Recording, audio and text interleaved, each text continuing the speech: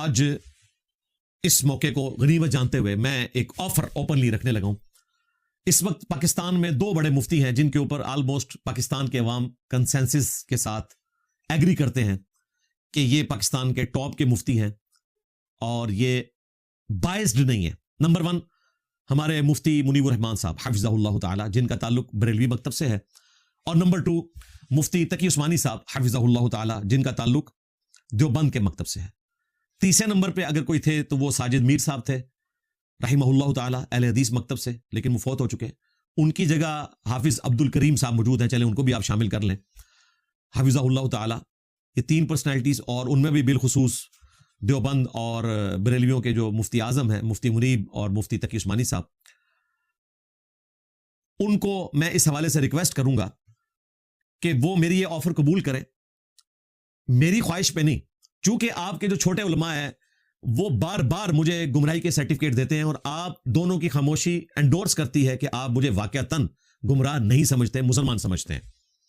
کاش آپ لوگ اس کو ریٹرن میں بھی لکھ دیتے, یا اگر میرے لیے کوئی گمراہی کا فیصلہ کرنا تھا وہ بھی ریٹرن میں کر دیتے, اور بہتر تو یہ ہے کہ ویڈیو میں کر دیتے. ریٹرن والا معاملہ تو کوئی بھی اے آئی کے ذریعے بنوا لے گا یا کوئی ایڈوب فوٹو شاپ میں بنا کے دے دے گا. ویڈیو میں کر دیتے تو میں اس حوالے سے ایک خوشی محسوس کرتا کہ چلے آپ نے کوئی اپنی زبان کھولی. لیکن آپ کی خاموشی اس بات کا ثبوت ہے کہ آپ مجھے دور حاضر کا سب سے بڑا فتنہ نہیں سمجھتے, ورنہ دور حاضر کا سب سے بڑا فتنہ ہو تو سب سے بڑے علماء سامنے آتے ہیں.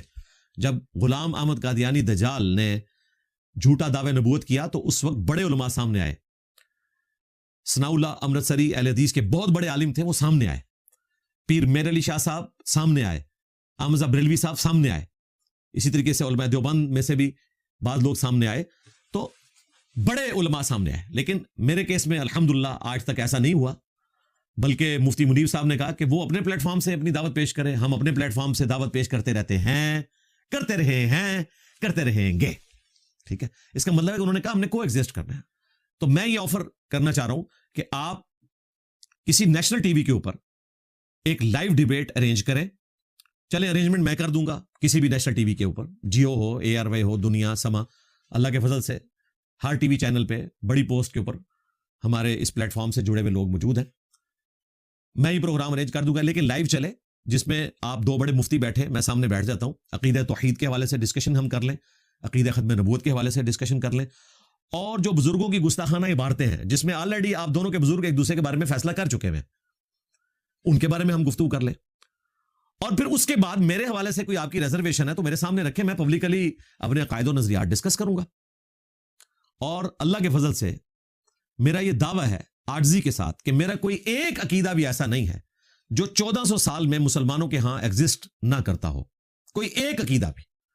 ہمارے استاد غامدی صاحب کے بارے میں تو آپ کہہ سکتے ہیں کہ انہوں نے حیات مسیح اور نزول مسیح کا انکار کر دیا, یا داڑھی کے معاملے میں ان کا ایک تفرد ہے, یا پردے کے معاملے میں تفرد ہے, یا ابھی حالیہ ان کا ایک فتویٰ آیا قادیانیوں کے پیچھے نماز پڑھنے کا مسئلہ.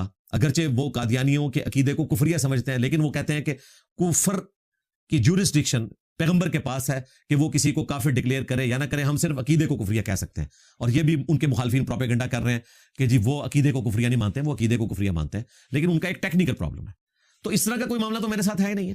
الحمدللہ ہمارے ہر عقیدے کی بنیاد قرآن و سنت میں موجود ہے, بلکہ تمام مکاتب فکر میں ہمارے عقیدے موجود ہیں. ہاں یہ ہو سکتا ہے کہ میرا کوئی عقیدہ اہل حدیث کے زیادہ قریب ہو اور دیوبند سے دور ہو, اور بعض عقائد دیوبند کے قریب ہوں, اہل حدیث سے دور ہوں, بعض بریلویوں کے نزدیک ہوں اور وہابیوں سے دور ہوں, بعض شیعہ کے نزدیک ہوں, اہل سنت سے دور ہوں. لیکن کوئی آپ پن پوائنٹ ایک عقیدہ ایسا پیش نہیں کر سکتے کہ جس میں میں اکیلا کھڑا ہوں. یعنی اگر میں چشتی رسول اللہ, تھانوی رسول اللہ کو کنڈیم کرتا ہوں تو آپ کے علماء کرتے رہے, تمام بریلوی مانتے ہیں کہ تھانوی رسول اللہ غلط ہے. خود اعلیٰ حضرت کے فتاوی رضویہ کے اندر موجود ہے کہ ان کو کسی نے بتایا کہ الامداد رسالے میں اشرف علی تھانوی صاحب نے تھانوی رسول اللہ کو انڈورس کیا ہے, خواب کو بھی اور بیداری میں بھی, جب وہ ان کا مرید پڑھ رہا ہے. نعوذ باللہ من ذالک, لا الہ الا اللہ اشرف علی تھانوی رسول اللہ, اور اللہم صلی علی سیدنا و نبینا اشرف علی.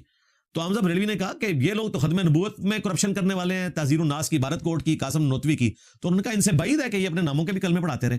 فتاوی رضویہ میں لکھا ہوا ہے, لہٰذا یہ میں نے کوئی تھانوی رسول اللہ دریافت نہیں کیا, یہ ہمارے اعلیٰ حضرت 8 سے 100 سال پہلے دریافت کر کے فتویٰ دے گئے تھے. تو میرا مقدمہ ان کے ساتھ ہے. اسی طریقے سے چشتی رسول اللہ کے حوالے سے بھی جب کبھی دیوبندی پھنستے ہیں وہ چشتی رسول اللہ کو بھی لے آتے ہیں. بلکہ ہمارے جو مفتی طارق مسعود صاحب ہیں, جب ان کے اوپر گستاخی کا الزام لگا تو انہوں نے چشتی رسول اللہ والا واقعہ کوٹ کیا کہ یہ اگر اس طرح کے واقعات دیکھے گئے تو بزرگوں سے بھی ثابت ہے کہ جو اس قسم کی حرکتیں کر رہے ہیں تو کیا ہم ان پہ فتوے لگائیں گے؟ وہ تو ظاہر پیچھے رہتے ہیں. ہم تو کہتے ہیں کہ اگر واقعتاً انہوں نے کہلوایا تو وہ بھی کافر ہے اور ان کے پیچھے نماز بھی نہیں ہوگی, اور اگر نہیں کہلوایا تو اللہ کے حضور بری ہیں, لیکن ان کے ماننے والے ان کو باندھ کے مروا رہے ہیں. تو ہمارا کوئی ایک عقیدہ بھی ایسا نہیں ہے جس میں ہم تفرد کا شکار ہوں. تو اللہ کا شکر ہے ہمارے ہر عقیدے سے یا تو کسی کے گلے میں ہار پڑ رہا ہوتا ہے یا پھر کسی کی دم پہ پاؤں پڑتا ہے. چلیں ہم ہلکے الفاظ استعمال کرتے ہیں کہ اس کے مفادات کے اوپر ضرب پڑتی ہے. ہر عقیدے سے اگر میں رفع الیدین کے اوپر زور دیتا ہوں رکوع میں جاتے وقت اور رکوع سے اٹھتے وقت, تو اہل حدیث جو پبلک ہے اور ان کے علماء ان کے گلے میں ہار پڑتا ہے. بالکل انجینئر صاحب ٹھیک کر رہے ہیں. لیکن دیوبند اور بریلوی علماء اور ان کی پبلک کی دم پہ پاؤں آ جاتا ہے, یا آپ کہہ لیں ذرا ہلکے الفاظ میں کہ ان کے مفادات کے اوپر ضرب پڑتی ہے. کہتے ہیں دم تو ہوتی نہیں, یہ سمجھانے کے لیے بات ہو رہی تھی ہے بھائی. یہ نہیں ہوتا کہ واقعتاً ہم آپ کے لیے کوئی دم کلیم کر رہے ہیں. اب میں کلا پڑھا لکھا بندہ کدھر جاواں, یعنی محاورتاً جب باتیں ہوتی ہیں تو اسی طریقے سے گفتگو ہو رہی ہوتی ہے. اسی طریقے سے جب میں یزید کو کنڈیم کرتا ہوں تو اہل حدیث کی دم پہ پاؤں آ جاتا ہے, بریلویوں کے گلے میں جا کے ہار ڈلتا ہے. جب میں چشتی رسول اللہ کو کنڈیم کرتا ہوں تو اہل حدیث خوش ہو جاتے ہیں, لیکن بریلویوں کی دم کے اوپر پاؤں آ جاتا ہے. جب میں تھانوی رسول اللہ کو کنڈیم کرتا ہوں تو دیوبندیوں کی دم کے اوپر پاؤں آ جاتا ہے اور اہل حدیث اور بریلوی بغلے میں جانا شروع کر دیتے ہیں. اسی طریقے سے جب میں ماتم کو کنڈیم کرتا ہوں, میں عقیدہ امامت کی ایسی شکل جس میں رسول اللہ صلی اللہ علیہ وآلہ وسلم کی دنیا سے رحلت کے بعد بھی کوئی عقیدہ رکھے کہ کسی غیر نبی کے اوپر اللہ کی طرف سے وحی آتی ہے, اس طرح کی کوئی بگڑی ہوئی شکل مانے, جب میں اس کے اوپر ڈسکشن کرتا ہوں تو بعض جو غالی قسم کے رافضی ہیں ان کو برا لگتا ہے. ہاں جو سلجھے ہوئے اہل تشیع ہیں وہ تو کہتے ہیں ہمارا اس قسم کا عقیدہ نہیں ہے. تو بھائی ہر نظریے سے کسی نہ کسی کی دم پہ پاؤں آ رہا ہوتا ہے اور کسی نہ کسی کے گلے میں ہار جا رہا ہوتا ہے. تو یہ تو ہو ہی نہیں سکتا کہ میں بیک وقت ساروں کو سیٹسفائی کرنے میں کامیاب ہو جاؤں.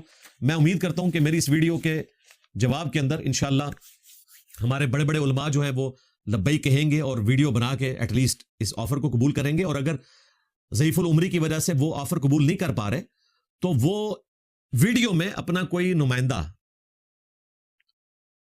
جو ہے مقرر کر دے اور ان الفاظ کے ساتھ کرے کہ اس کی جیت میری جیت اور میری جیت میرے فرقے کی جیت ہے, اس کی ہار میری ہار اور میری ہار میرے فرقے کی ہار ہے. اور دیکھ لیں پچھلے دنوں ڈاکٹر اشرف آصف جلالی صاحب نے یہی بات کی تھی کہ میرے خلاف جو اتنے علماء کھڑے ہیں تو ایک نمائندہ مقرر کریں اور وہ یہی کہے کہ اس کی جیت میری جیت, اس کی ہار میری ہار ہے. اس پہ جو پنڈی کے مفتی صاحب ہیں انہوں نے کہا کہ ناظرین آپ غور سے سنیں یہ کس کی زبان بول رہا ہے, ٹھیک ہے, ہمیں پتہ چل گیا کہ تو کس کا پتر ہے. یعنی وہ کہنا چاہ رہے تھے کہ یہ ڈاکٹر اشرف جلالی صاحب جو ہیں یہ میرے پتر ہیں, یعنی کہ روحانی طور پہ, ٹھیک ہے. اور وہ جواباً جو ہے جب ان کو مخاطب کرتے ہیں تو ان کو میرا پتر کہنا شروع کر دیتے ہیں اہل بیت کے دفاع کی وجہ سے. تو اللہ کا شکر ہے کہ سارے روحانی طور پہ پتر ہی بن چکے ہیں بقول ان کے, اللہ کے فضل سے الحمدللہ. اب رہے جو چھوٹے چھوٹے علماء ہیں جس طرح کے حضرت معاذ اللہ ناشتے والی سرکار ہیں. اب دیکھیں اس بندے کا اپنا لیول یہ ہے کہ ساجد میر صاحب رحمہ اللہ تعالیٰ نے اسے اپنی تنظیم سے باہر نکالا ہوا ہے اور وہ کہتا ہے میں اپنے نمائندے لکھ کے دے دیتا ہوں. وہ تیری اپنی کیا حیثیت ہے اللہ کے بندے جس کو یہی نہیں پتا کہ معاذ اللہ کہنا ہے یا معاذ اللہ کہنا ہے, جس کی عربی کا لیول یہ ہے, ٹھیک ہے, جو گفتگو میں بار بار ارشاد بھٹی صاحب کی پوڈ کاسٹ میں بالخصوص اور اس کے علاوہ درجنوں جگہ پہ بالعموم عالم بولتا ہو. عالم کو عالم کہتے ہیں علم والا, عالم کہتے ہیں دنیا, تو واقعتاً یہ زیادہ تر عالم ہی ہے. تو وہ عالم بولتا ہو, یعنی یہ میں اس لیے کوئی غلطی نہیں نکال رہا کہ میں یہ کہوں کہ اسے عربی نہیں آتی, کوئی فرق نہیں پڑتا, بات تو ٹھیک طریقے سے کی جائے. آج کتنے نان مسلم ہیں پیغمبر اسلام کے اوپر کتابیں لکھ رہے ہیں, ان کو عربی نہیں آتی ہے لیکن الحمدللہ ان کی کتابوں کو ایوارڈز ملتے ہیں اور بڑے بڑے مفتیاء ان کی کتابوں کو کوٹ کرتے ہیں, حالانکہ وہ کافر کتابیں لکھ رہے ہیں. اور جو مسلمان اپنے پیغمبر کا دفاع کر رہا ہے اسے کہتے ہیں اس کے پاس ڈگری نہیں ہے, اور وہ جن کے پاس اسلام کی بھی ڈگری کوئی نہیں, مولوی کی ڈگری تو چھوڑ دیں, ان کی تعریفیں کرتے ہیں صرف بکس کی وجہ سے, حسد کی وجہ سے. تو یہ حضرت معاذ اللہ جو ہیں المعروف ناشتے والی سرکار جنہوں نے حضرت ٹرمپ کا ناشتہ کیا اور فخریہ بتا رہے ہیں کہ میں حضرت ٹرمپ کے پاس ہو کے آیا ہوں, انہوں نے اس رمضان میں نیو ٹی وی کے اوپر جو ڈرامہ بازی کرنے کی کوشش کی اور اتنی دفعہ پینترا بدلا کہ بالآخر جو ہمارے وجاہت بھائی ہیں اینکر، انہوں نے ان کے جو میسیجز تھے، فون کالز نہیں، میسیجز جو انہوں نے واٹس ایپ پہ ریکارڈ کر کے ان کو بھیجے ہوئے تھے، وہ پبلک میں ریلیز کر دیے اور پتا چل گیا کہ بالکل جھوٹ بول رہا ہے. کہتا ہے مجھے پروگرام کا پتہ ہی نہیں ہے، اور اس میں وہ کہہ رہا ہے کہ ٹھیک ہے جی میں منڈے والے دن اپنا کوئی نمائندہ بھیج دوں گا، میں تو اس وقت مصروف ہوں. آپ کو پتا ہے اس وقت جو حالات بنے ہیں، وہ حالات والا معاملہ وہ کیا تھا بیسیکلی، اس کی وہ میم بہت وائرل ہوئی تھی ساحل ادیم بھائی کے ساتھ. وہ کہہ رہا تھا پہلے میرا اتنا کچھ ہو چکا ہے تو اب میں دوبارہ نہیں آنا چاہتا. وہ یہ بات تھی جو کہہ رہا تھا کہ پہلے اتنا کچھ ہو چکا ہوا ہے. وہ یہ ہوا تھا کہ اچھا آپ تھے وہ جو حضرت ٹرمپ کے ناشتے میں گئے تھے، تو وہ پینک کر گیا تھا اور جمعے کے خطبے میں کہہ رہا ہے مجھے تو کسی ساتھی نے بتایا کہ آج کوئی کمٹمنٹ تھی، اور بار بار کہہ رہا ہے لعنت اللہ علی الکاذبین. تو لعنت تو اپنے اوپر بھیجتا رہا ہے جھوٹ بولنے کی وجہ سے کہ تو نے جھوٹ بولا. اور دیکھیں وہ پنجابی میں کہہ رہا ہے کہ انہوں کیر کار کے لاؤ، میں انہوں تونا ہے. ٹھیک ہے چلو، اگر یہ تمہاری خواہش تھی تو میں تو تیار ہو گیا. اب جب میں آیا ہوں تو کہتا ہے میں مکالمہ نہیں کروں گا، مباہلہ کروں گا. جبکہ تو مجھے ٹی وی پروگرام میں تو مکالمے کے لیے بلا رہا تھا نا، مباہلے کے لیے نہیں. اور دوسری بات جو قرآن پاک میں ترتیب رپورٹ ہوئی ہے وہ یہ ہے کہ پہلے مکالمہ ہوا تھا نجران کے کرسچنز کے ساتھ، اس کے بعد ایز اے لاسٹ ریزارٹ جو ہے وہ مباہلہ ہوا تھا. ڈائریکٹ مباہلہ نہیں ہوا. تو مکالمہ کرو، انشاءاللہ مباہلے تک بھی بات پہنچ جائے گی. اور تمہیں اور تمہارے بڑے بھائی کو، جس نے آج کل تمہیں حضرت ٹرمپ کے ناشتے کی وجہ سے اعلان برات کی حد تک پہنچا دیا ہوا ہے، پوسٹ بھی لگ گئی ہے، تم دونوں بھائی پچھلے 4-5 سال سے مباہلے کے چیلنج دے رہے ہو اور تمہیں توفیق نہیں ہوئی. اور میں نے کہا تھا کہ کبھی بھی توفیق نہیں ملے گی کہ تم مباہلے والی حدیث کبھی اپنے پلیٹ فارم سے بیان کر دو جس کی بنیاد پہ تم یہ بات مجھ سے کر رہے ہو، صحیح مسلم کی. کیونکہ اس میں موجود ہے کہ ان کے ماموں نے ہمارے ماموں یعنی کہ امت کے ماموں، کیونکہ نبی اسلام کے ماموں تھے سعد بن ابی وقاص، ان کو ابھارا کہ وہ سیدنا علی ابن ابی طالب پر سب کرے. اور اس کی شرح جو یہ کہتے ہیں یہ شرح خود کرتا ہے، ابن تیمیہ نے کی ہے منہاج السنہ میں، کتاب شیعہ کے خلاف ہے اور من ہے کہ یہ ان کے ماموں نے ہمارے ماموں کو ابھارا کہ مولا علی کے اوپر سب و شتم کرے. اور سب و شتم وہ کہتے ہیں تنقید. نہ تنقید نہیں بھائی، تنقید نہیں. وہ بھی مسلم شریف میں موجود ہے 6229 لعن اللہ ابا تراب. یہ کہتے تھے ابو تراب پہ اللہ کی لعنت، نعوذ باللہ. علی ابن ابی طالب کی کنیت ہے ابو تراب. کہتے ہیں نہیں وہ کوئی نامعلوم تھا جس نے کیا. اور صحابی کو بلایا، اس میں الفاظ ہیں کہ مدینے کا حاکم بنا بنو امیہ بنو مروان میں سے، بنو حکم میں سے. مدینے کا حاکم کوئی عام آدمی ہوگا؟ ایٹ لیسٹ وہ تابعی ہوگا، ایٹ لیسٹ، عام آدمی نہیں. تو میں نے کہا تھا کہ وہ جمعیت اہل حدیث مدینہ شریف کا اس زمانے کا امیر تھا، کیونکہ حاکم وقت تھا نا، کہ جس نے سیدنا سال بن سعد السعدی کو ابھارا کہ وہ مولا علی پر نعوذ باللہ لعنت کریں. لعن اللہ ابا تراب کے الفاظ ہیں 6229 صحیح مسلم کی حدیث. اور 6220 میں تمہارے ماموں نے ہمارے ماموں کو مجبور کیا، تو پھر انہوں نے کہا میں کبھی بھی علی کے لیے اس طرح کے کلمات نہیں بولوں گا. علی کو 3 فضائل ایسے حاصل ہیں کہ اگر مجھے وہ مل جاتے تو میرے لیے سرخ اونٹوں سے بہتر ہوتا. نمبر 1، خندق کے موقع پر نبی اسلام نے فرمایا تھا کل اس شخص کے ہاتھ میں جھنڈا دوں گا جو اللہ اور اس کے رسول سے محبت کرتا ہے، اللہ اور اس کا رسول اس سے محبت کرتے ہیں. اور ہم شوق میں پوری رات نہیں سوئے کہ وہ خوش نصیب کون ہوگا. صبح نبی الاسلام نے بلا کر مولا علی کو جھنڈا دیا، دعا فرمائی، اشوب چشم تھا، ان کو لعاب دہن لگایا، اللہ تعالیٰ نے شفا دے دی. اور صحیح مسلم میں الفاظ ہیں سیدنا عمر کے کہ مجھے پوری زندگی کبھی خواہش نہیں ہوئی عمارت کی سوائے اس دن کے کہ وہ جھنڈا مجھے ملتا. یعنی حضرت علی پہ سیدنا عمر بھی رش کیا کرتے تھے. اور دوسری فضیلت سن، حاکم وقت یعنی کہ ان کے ماموں سے کہا کہ نبی اسلام نے تبوک کے موقع پر فرمایا تھا علی کی میرے ساتھ وہی نسبت ہے جو ہارون کی موسیٰ کے ساتھ، مگر میرے بعد کوئی نبی نہیں. یعنی اگر میرے بعد کوئی نبی ہوتا تو علی ہوتا، اور نسبت اس کی نبیوں والی ہے. اگر مولا علی امتی نبی نہیں ہے تو غلام احمد قادیانی دجال تو شاہی کوئی نہیں. وہ کیسے امتی نبی ہونے کا دعویٰ کر سکتا ہے کہ اسلام کو سب سے زیادہ سپورٹ کرنے والا شخص نبی الاسلام کے اہل البیت اور اصحاب میں سے مولا علی تھے، اور وہ بھی امتی نبی نہیں ہے، اگرچہ ان کی نسبت پیغمبروں والی ہے نبی الاسلام کے ساتھ، جس طرح کہ ہارون علیہ السلام کی نسبت تھی موسیٰ علیہ السلام کے ساتھ. اور تیسری فضیلت انہوں نے بیان کی کہ جب نجران کے کرسچنز آئے تھے تو نبی الاسلام نے سیدنا علی، حسن حسین اور سیدہ فاطمہ کو پیش کیا تھا، اللہ کے حضور دعا کی تھی اللہم ہؤلاء اہل بیتی، اے اللہ یہ میرے اہل بیت ہیں. وہ مباہلے کا ذکر اس حدیث کے اندر آتا ہے جس کو یہ گلے پھاڑنے والے دونوں بھائی بیان نہیں کر سکتے، اور اس کی شرح اپنے علماء کے ذریعے بیان کریں، منہاج السنہ سے بیان کریں کہ ابن تیمیہ کیا لکھ کے گئے ہیں. میں نے یہ دعویٰ کیا کہ جو شروحات اہل حدیث علماء نے بنو امیہ سے متعلق بخاری اور مسلم کی لکھی ہیں، ان میں کبھی جرت نہیں ہوگی کہ وہ اپنے پلیٹ فارم سے بیان کر سکے. سید داؤد راز رحمہ اللہ تعالی کی شرح، علامہ وحید الزمان کی شرح، اسی طریقے سے نواب صدیق حسن بھوپالوی رحمہ اللہ تعالی کے فتاوی، اپنے ماموں کے بارے میں تم لوگ بیان نہیں کر سکتے. وہ ہمارے استاد بیان کرتے رہے مولانا اسحاق صاحب, اور تم نے ان کے اوپر فتوے لگائے. لیکن اللہ کا شکر ہے کہ ذلت اور خواری تمہارا مقدر بنی. تو یہ میں نے کوئی اس حوالے سے چیلنج نہیں دیا کہ اس کو کوئی یعنی مناظرے کا چیلنج سمجھ کے قبول کرے. ان کی ڈیمانڈ تھی تو میں تیار ہوا, اور یہ میری زندگی تک یا ان کی زندگی تک آفر باقی ہے. جب کبھی چاہیں یہ کسی ٹی وی چینل کے اوپر آ کر مکالمہ کر سکتے ہیں, لیکن مباہلہ نہیں, مکالمہ ہوگا. مبالے والا معاملہ نہیں, پہلے مکالمہ ہوتا ہے پھر مبالہ ہوتا ہے. مبالے تک تو بات جائے گی نہیں, اور مبالے کا جہاں تک سوال ہے تو ہمارے استاد شیخ زبیلی زئی رحمہ اللہ تعالی غیر پیغمبر کے لیے اس کو درست نہیں سمجھتے تھے.